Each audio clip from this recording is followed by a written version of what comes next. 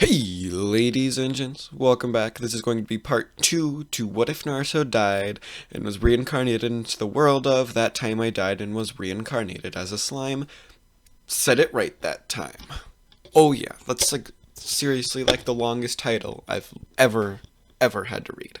You might have been expecting something such as a face reveal, but that will be upcoming because I kinda don't know where the heck my face cam went, so I don't know where that went, so I can't well, I could do it on my phone, but I don't exactly want to, because that'll mean I'd have to, I have to figure out how to, send it from my phone to my computer, and then I'd have to, edit it into the video, and I'm just too lazy to do that right now. So, yeah, I'll do it in another part when I figure out where the heck my face cam is. So that'll either be probably 3 or 4 if I guess correctly. So let's jump right back into the what if. So pretty much we left off with Crimson. I was trying to remember exactly what I named him, and Rimuru getting their names, meeting each other, finding out that they're both reincarnations, finding out that their worlds are very different, getting out of the cave, meeting the humans, and pretty much talking to them, and learning a little bit more about this world. Rimuru still doesn't have the knowledge about, naming things, but Naruto does, because Naruto pretty much asked a Great Sage about it after he felt the massive surge of power going through his body, and she pretty much told him, I think, Great Sage has a female voice, but I don't think it really is a female, but I'm just gonna say her, because it sounds like a her. So, he pretty much asked her what it was, and she pretty much told him. It's where when monsters get names, they get more powerful, and it takes some of your magicules to actually name them, and the higher level of pretty much beast, the more magicules it will take. So, Naruto has this knowledge pretty much, so he would know this for when they either have to name the goblins or something of the sort, because again, they also went to the goblin village in the last part, and they pretty much are seen as their saviors now. So, we pretty much left off with them pretty much agreeing to help fight off these dire wolves, and Naruto was getting a few ideas with how they could help defend the village. So obviously Rimuru would still come up with the same ideas, such as putting up the defensive wooden spike wall, and getting them equipped with pretty much bows and arrows and different things such as that. And Naruto gets the idea that what if they actually give them names, because again, Naruto would have the knowledge of pretty much how the naming works and how that they would become more powerful or evolve. He doesn't exactly know what they'll evolve into, but he knows that they'll be evolved creatures. So Naruto gets the idea that they just should split it just so they don't run out of their magicules. So they go through and they name all of the different goblins, such as Gobta, and all of those different. That's the only one I can actually remember. I can't remember what the chief's name is. I think it's, what is it? I don't remember. I'll figure it out later. I'll look it up. And they name all the goblins, and they pretty much just give them the same names, because I don't see Naruto really being that creative with naming things, because again, he's just they like anything. Literally any name that they would give these goblins, they would be like, oh, thank you so much, and then they'd yeah, you get the point. So neither of them actually run out of their magicules, because again, they split the load of naming them, and it was half of what Rimuru originally named, because he went through and named all of the direwolves, and he named all of the goblins.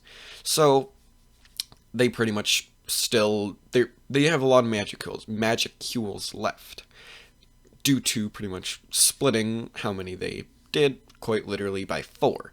So now the goblin, or not goblin, did I almost call it a goblin invasion? This isn't Terraria we're talking about here, peoples. And then the dire wolves pretty much attack the goblin village, and Naruto and Rimuru are there to pretty much fend them off. So the same original scene happens, where a bunch of the wolves get shot, and they get trapped inside of the wires, getting themselves cut, and all those different things. The chief then runs out, and Naruto and Rimuru then do a combo attack, Naruto using a fire blade, Rimuru using a wind blade, and they cut him in 3-4 pieces. And Rimuru then absorbs him and changes into the direwolf, getting the same idea he did in the last part in the actual anime, and he pretty much roars at them. The direwolves start walking forward, and everybody thinks that they're going to be having more of a fight. And just as Crimson is about to get ready to pretty much attack, all of the direwolves bow in front of them. And they pretty much are, you are our master now. So they pretty much tame the direwolves. And after doing that, they give all the direwolves names, and they still pretty much name the entire pack at the same time.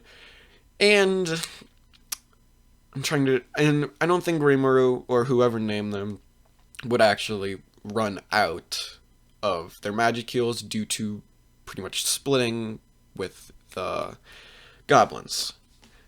But I don't even know anymore. I don't know if they'd be out of magicules, so I don't know if they would even know what happens to Rimuru when he does run out, like if he just turns into that blob. What would happen to Crimson if he ran out of magicules is a good question, because he's would he just go into, would he just fall asleep? Would he faint? That's what I'm just gonna say what would happen. So whichever one names them, I'm just gonna say it pretty much goes to sleep. If Rimuru does, he goes into his little slimy state, or the little mushy, he goes into that state, and Crimson would just pretty much fall asleep for a few days. So both of them would do that, depending on who named them, and the other would pretty much not really have much to do around the village. So when the other wakes up, they would start trying to pretty much teach the goblins about different things, like pretty much making clothing, building the buildings, and doing all these different kinds of things. But they quickly figure out that neither of them is that good at either of these, or pretty much anything around the village other than putting up a few defenses and all these really simple things. But they don't really know the first thing about making clothes or making a house or anything like that. So they think that they might need help. And they ask the goblins about nearby villages that they could get help from, and they are told of Dwargon. And they end up heading to Dwargon, and they take Gobta with them. So it's Crimson, Gobta, and Rimuru going. So they all get on their direwolves, and they pretty much head off into the direction that the town is in. And they head off there. And I'm trying to decide who would actually have Ranga, because he's the biggest, strongest direwolf. So I don't know. It doesn't really matter all that much, because he's not that much more powerful than any of the other direwolves. So I'm just gonna, it's whatever. I don't really care at this point.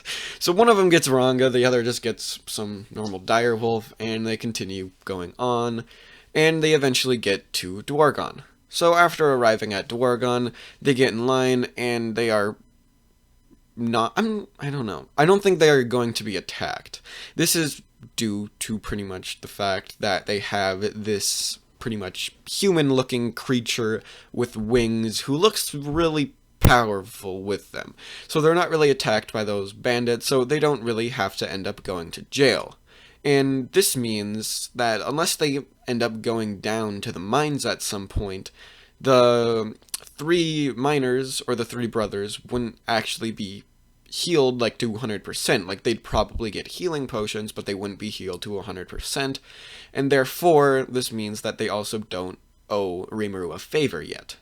So they would end up going, and they'd get to the little blacksmith shop there, and they would find Kaijin. And after pretty much finding Kaijin, he would notice, and he would talk to him, that again, so Kaijin doesn't actually offer him, or doesn't need to give him, he doesn't owe him any favors. So he wouldn't, immediately be oh yeah, you're pretty cool, and, talk to him a ton. But he would tell them that he has to pretty much finish his quota, and that he might not have time to make Rimuru or Crimson anything. So Rimuru gets the idea, and he's just hey, you guys want to bring out one of your one finished sword? You said you had one, right? And he's yeah, sure, why not? I'll do that for you.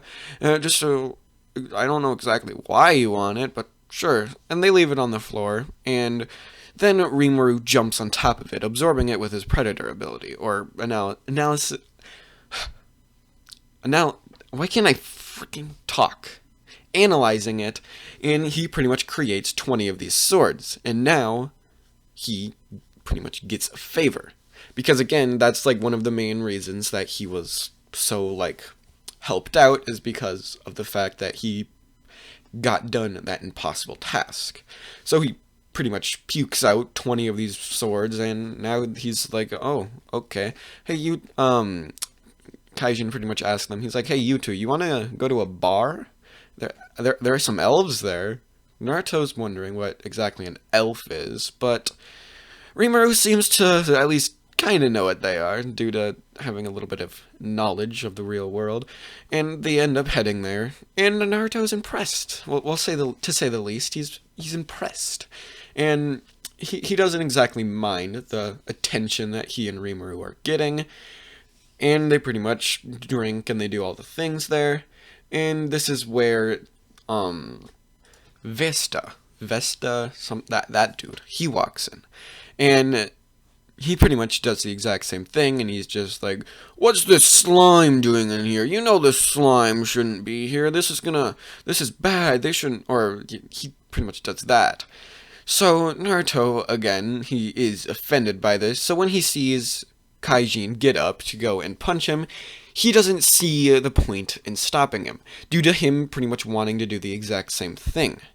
So he just watches this happen. He could have had the ability to stop it, but he decided he wasn't going to, because again, Crimson is a pretty quick-tempered person, at least at the age he is, because again, Naruto was really quick-tempered when he was that age. So he would pretty much watch as Kaijin stood up and pretty much beat the actual pretty much shit out of Vesta. Vesta would obviously run off, and the next day, or later at the night, they would get arrested and put into jail. So after being arrested, they pretty much go off to trial, where they are judged.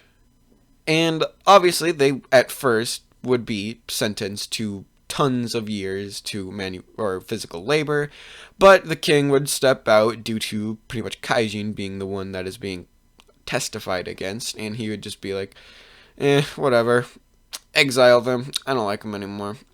Well, he still likes them, and he would be looking at the two of them, Rimuru and Crimson, the entire time, seeing the massive amount of power pretty much releasing off of them, and knowing that both of them are pretty much at the power level of Valdora. And he would let them go due to not really, well, he wouldn't really have a reason to actually like kill them there. He wants to figure out whether or not they would be allies in the future, though. So he was going to do that later on. But for now, he was just going to let them do their thing. So they would end up going back to the village with Kaijin and the three Dwarven brothers, obviously because why wouldn't they come? They got exiled. They know that they are really going to be good, pretty much allies and stuff to people to be with, and they owe Rimuru a favor, so they decide that they're going to go with. So they never find out that Rimuru can make 100% potions, or Dwargon doesn't.